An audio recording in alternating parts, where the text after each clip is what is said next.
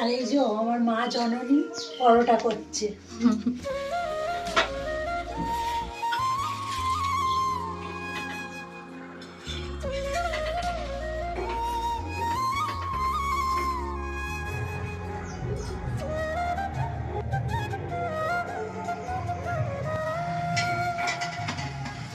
আর এদিকে দেখতেই পাচ্ছ আমার মা জননী এই যে পরোটা করছে, আর আমি ঠাকুরের কাছে ব্যস্ত ছিলাম বলে তাই জন্য আমার মা জননী এই যে পরোটা করছে।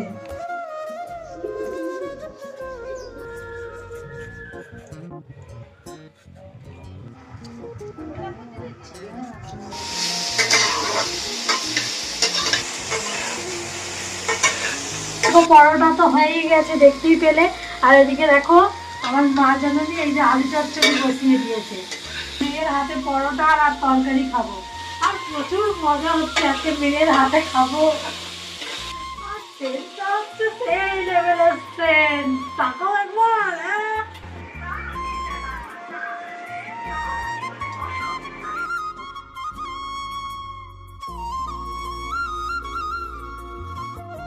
আর এই যে মেয়ে বানিয়েছে, খেতে বসে বলেছে এখন ওদেরকে, আর খেয়ে দেখি কেমন হয়েছে।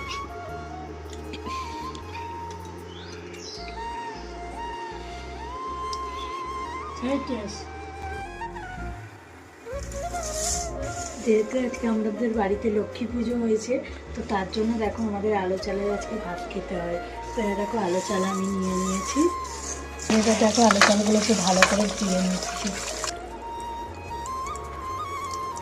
দিয়ে দিচ্ছি হাঁড়ির মধ্যে।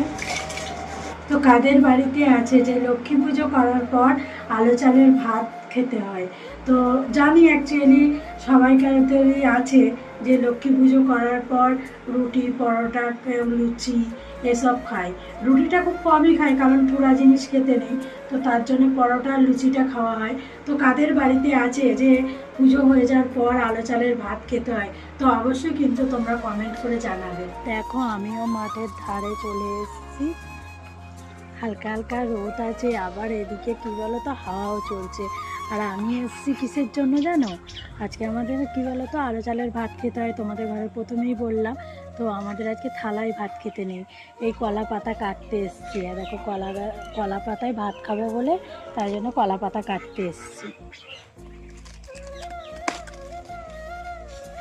দেখো একটা কেটে নিয়েছি, দেখো কলা পাতাগুলো কেটে এনে ভালো করে ধুয়ে নিচ্ছি। ভিডিওটা ভালো লাগলে অবশ্যই চ্যানেলটাকে সাবস্ক্রাইব করে নিও, আর যারা ফেসবুক থেকে দেখছো ফলো করতে ভুলো না যেন। টাটা বাই বাই, সবাই ভালো থাকবে।